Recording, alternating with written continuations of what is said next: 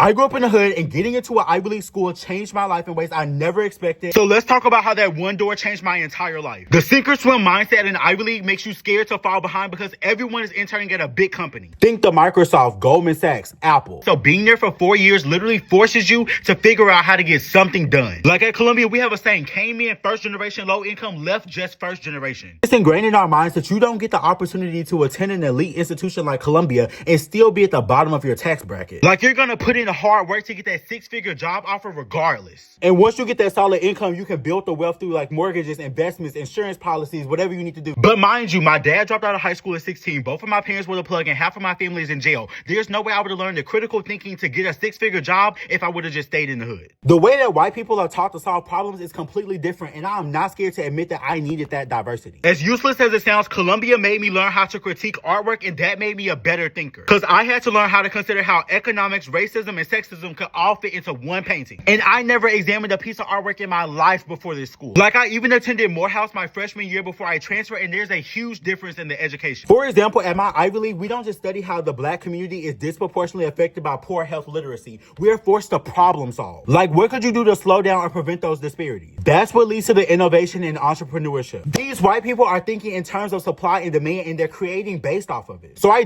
started doing the same thing, knowing that there's an audience for black men in college, queer college students, first generation voices, and I marketed that on IG and TikTok, and I have turned that into 5-figure brand deals. The Ivy League taught me that you don't just have the power to invent a product, you have the power to invent the life that you want to live. And mind you, these institutions will help you create that life for free, because if you get into a school like Harvard or Columbia and they see that you're too broke to pay for college, they will let you go to school for free. No loans, all you have to do is just get accepted. So to the next generation of black and minority students, apply to these elite schools, take up that space, learn the system, and use it. And if you need help applying to college, I offer coaching services. You can use the link in my bio to book me.